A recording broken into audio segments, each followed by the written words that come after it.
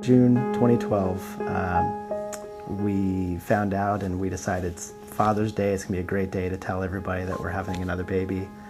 And it was the next morning, I think, that I woke up getting ready for work, and Amanda said, I think I lost the baby.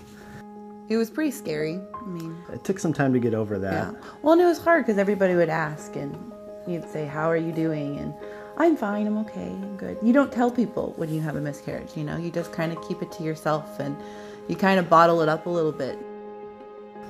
We found out, I think it was in January, that we were pregnant again the following January, and same kind of deal. I think we started telling our family and kind of, we're going to wait it out and see what happens. And a couple days later, I get a phone call at work. I lost the baby and come home. Yeah. And at this point, it was like,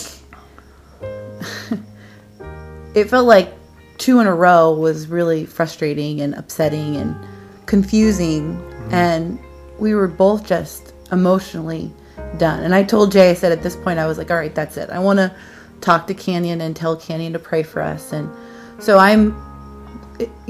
that night my mom told me, we were talking on the phone, and she was like, I told her, I said, I feel really, really alone. I said, it's the first time I've ever felt far away from God.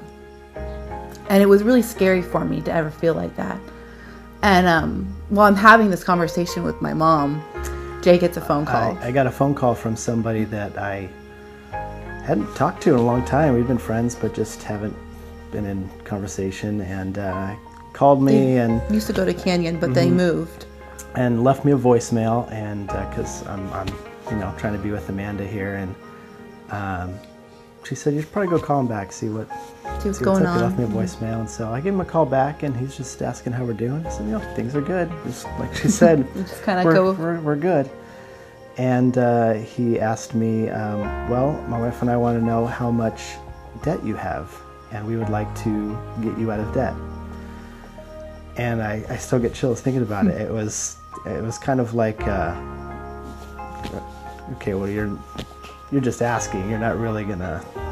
And I told him, we've got credit cards. We've got we bought a house a few years ago, and fixed up we've got student loans, and we've got things like that. And he said, well, we've done our research. We want to give, and I'm going to send you a check, and I'm going to send Amanda a check. And that's amazing. And this was that day. Yeah. And I told him, because I couldn't believe it. I said, this is unbelievable. You have no idea what just happened today. It felt like one of those moments where God wasn't saying I'm going to replace the babies, but he's saying I'm here for you. And it's one of those moments that you can't replicate. Like, you can't say, it was probably one of the closest moments I've ever felt to God. To say in the same breath, almost in the same breath, say that I was so far from him and I couldn't feel him anymore. And to feel him, it went from very lonely to feeling his arms completely wrapped around us. And that was amazing. And we were still mourning, we were still sad. But we had this comfort.